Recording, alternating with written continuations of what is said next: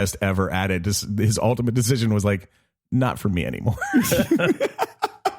But then he ends up doing a fucking sketch comedy with Martin Short. Yeah. Yeah, I'm very interested to hear about that. And then the banjo thing, he's like the fucking banjo wizard. You didn't know about that? I can only follow so much. Go to a music store, go look at the banjo section, and they will have like a Steve Martin signature banjo and an instructional video. Get the fuck out of here. I'm telling you right now, go to Sam Ash up on Colonial. They got a Steve Martin instructional video and probably a signature series banjo. Yeah. Oh my God, I don't know how I feel about that. He's like, really fucking good at it too. It's not a bit. He's like really, Carlos Santana of the exactly. Jesus Christ. I mean, Martin Short, Jesus. And Steve Martin, holy fuck. So I've really gotten back into stand-up. Okay. It's taken me a little bit to see, initial faults and being able to go back up on stage and talk about all the dramatic shit. You know what I mean? Especially it's for me going back up to an open mic and doing the 5 minutes is, not to say somebody in their early 20s who's been doing it for like a week. You know what I mean? And I'm still going out there and putting myself out there like that again. Dude, it sucks. And it's so much fun at the same time because there's so many bags of dick you can eat. Mm-hmm. Do you ever feel that anymore? Like that, oh, God damn it. Is this not going to hit or... Sometimes, and it sneaks up on you. For the most part, like I said, I am so far removed from caring about any of it. Like I know if I have a great set, that nothing great is going to happen. Really, that's it. Right. And I know if I have a bad set, nothing bad is going to happen from it. Really, it's just at the end of the day, I did another set, I got another notch on my belt, and I had got that experience. Now I know how to handle that particular issue with the crowd member or the mic stand falling in that particular way. I did my time and I got what I needed out of it. But like, if I bomb, I'm not exiled from comedy. And if I do fucking amazing, I'm not going to be on the Tonight Show tomorrow. It's It's still a set in a bar. You have to do it and get through it. So I got to tell you, I had not only for myself, but for other people as well. It's so freeing not to care about like what's happening to other people too. Like, I can't remember if I told this on a podcast or not, but I went and saw Larry Griffin at a comedy show doing an open mic recently. And he was bombing and I could see, and it wasn't necessarily his fault. Like it was late. The crowd was drunk. There was a lot of stuff going on. I don't even remember what night of the week it was, but anybody would have had a tough time with this audience, but like I saw it happening in real time and it made me so happy. And then he came outside and I immediately started talking to him about how bad he bombed. And I was like, it was a thing of beauty, Larry. And so I like that as well. Like, being able to, talk to people about anything at a comedy show. Mm-hmm. One of my favorite things now is I actually have a new writing room.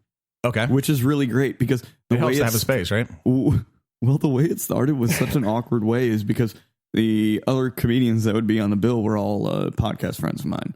So it's easier to work with your friends, and they're like consulting you on your own brand of comedy and stuff like that. They're like, I'm working with like a G-rated comic, and then I'm working with someone who has been banned from more stages than I've ever seen in Orlando.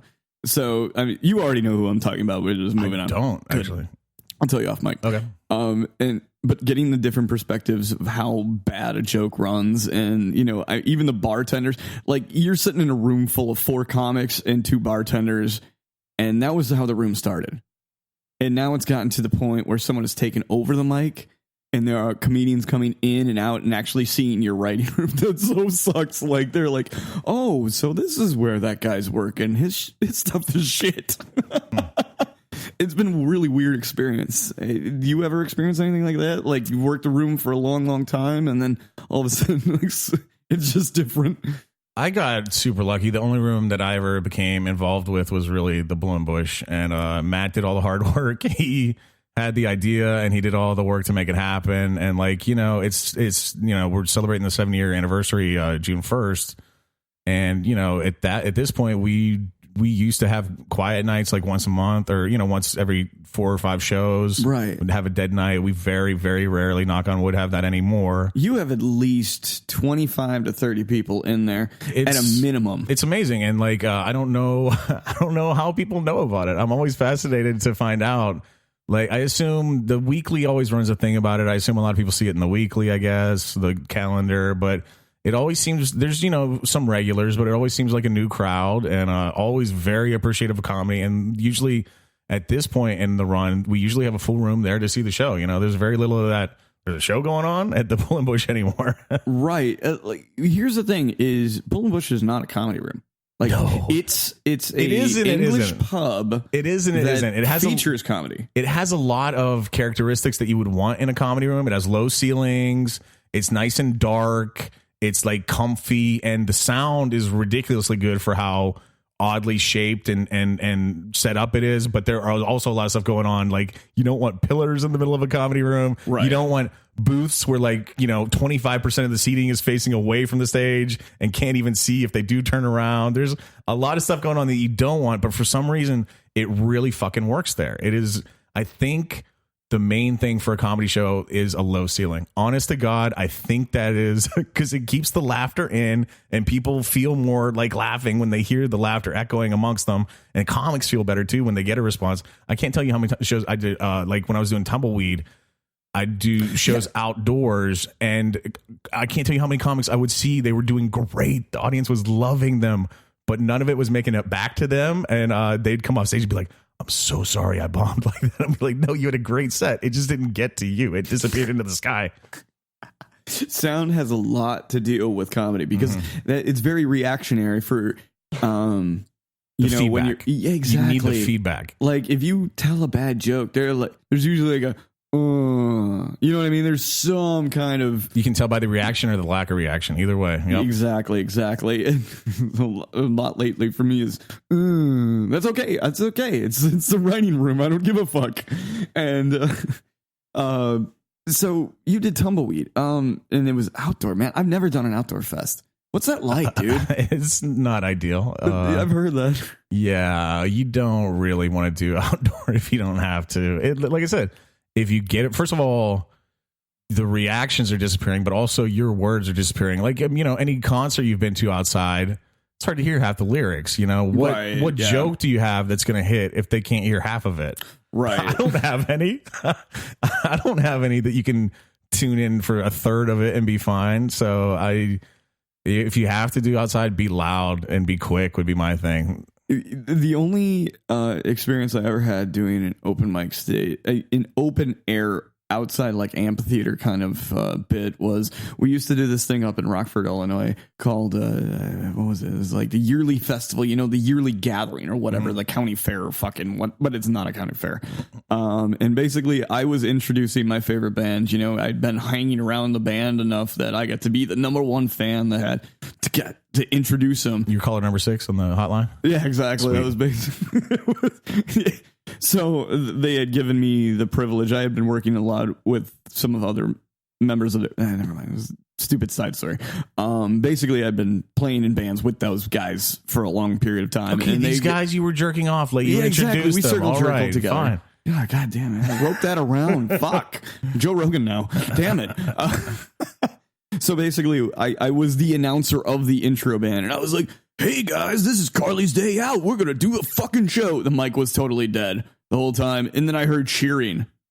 Anyways, because the actual band started coming out, and I was like, "Yeah, I was just that random white dude who ran on stage, screamed something in a turned off microphone." So I've never had that experience. Hilarious.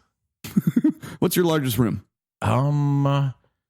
The Tumbleweed sold out the Improv. I think that was like 350 people or something like that. I don't know. I think I've done stuff bigger than actually. Yeah, I hosted a show at the Hard Rock Live one time. I don't know what that maximum seating is, but it's big. And then I just saw Dream Theater there. That's your answer. That was sold out for Dream Theater, and there were over 1,200 people there. Okay, minimum. I don't know if it was that many, but there were people in the lobby still jerking each other off. So maybe we didn't have the upper level or something, but I thought we sold it out. I'm not sure how many people were there. But that's a big venue. It's a big venue. It's a big room. And it's just like House of Blues. There's that one up in Sanford that's not Dr. Phillips. Who's the Anheuser-Busch guy? What's that guy's name? Oh, fuck. I can't remember. Anyway, that guy has a theater up there named after him. It's pretty good, but it's probably like 300 to 400, something like that. That's still a big room. I've done a few big rooms, yeah. Are you pursuing comedy more aggressively now with the podcasting? No. You're just like, the comedy's just like a secondary thing now? No, honest to God, like I can't. I decided I was forced to realize I can't do comedy all out and have my family. Like it just wasn't going to work. And so I made a choice to have my family and enjoy them and then work stuff in, you know, like I said, I got the show twice a month I host. I'm very happy with that. And, you know, just little stuff here and there in town. I'm not going anywhere, really. So Ross is done. Ross is where Ross needs to be. Until my kids are out of high school, and then we'll see what's up. But, yeah, that's a number of years down the road. How old are you now? 41 this year. Jesus. You're not that far off from me. So I'm expecting to have an actual beard eventually. Okay. When does that come around? You definitely should be there already. I should be. So I'm... All right. Cancer, thank you. Yeah, my middle son has a thicker beard than that right now. God, he's 16. All right, you know me. Usually, okay, this is a fuck up. I look like a dirty Mexican right now, and that's okay. I can say that kind of stuff because people know who I am. Two of my kids got bad haircuts this week. What is in the air that it's going around? This was me though. My kid went to this, there's a barber we like up and on... And fuck you, by the way. Just want to throw that in there. Just want to let you know. There's a barber we like up on South Street. It's like father and son or something. And my kid went and he was going to get a haircut and he came home and it was all fucked up. I was like, did you go to father and son? He's like, I meant to, but I went to like the next one down the street by accident and they did this shit. And it was bad. And not like awful, but it was bad. And then my kid... My youngest son, he wanted a haircut because he was getting shaggy and it's like the last couple days of school. Right. He wants to look fresh before the exit. So we just went up to the fucking Great Clips, which he usually doesn't mind, and did the whole...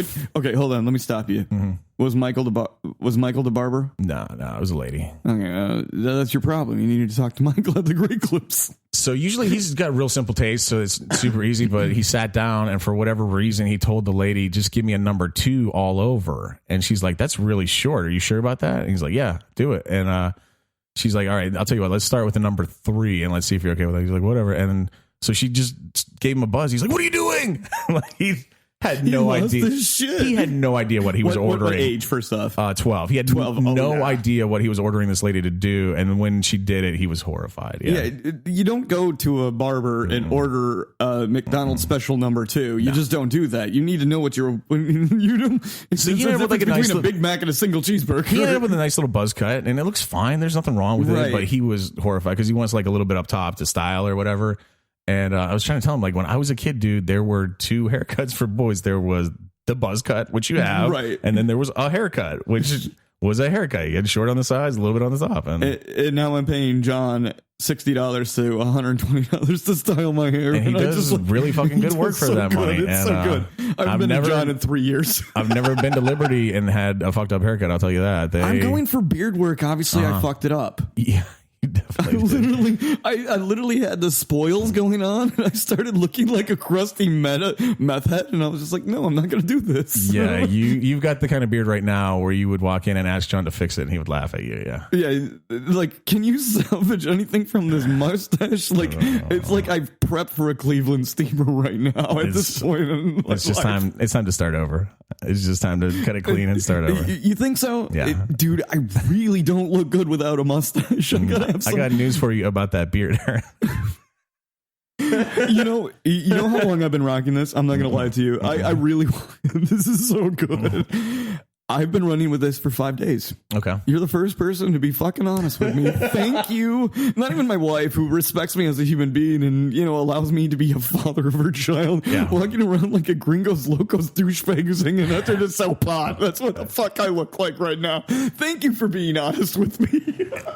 And that's just like in the general design. You also got all these weird flyaways going on, and like definitely no fades going get a mirror and look at the under chin of it all because you haven't seen that angle and you're going to be horrified. Ross fucking McCoy, everybody. Jesus, do you have anything you want to plug? Just, hit me up on Twitter. I'm El Ross. On Instagram, El Ross Graham. On Facebook, facebook.com/El Ross. You can find me. Look up the talk show, the Orlando Talk Show with Ross McCoy, #T.O.T.S with Ross.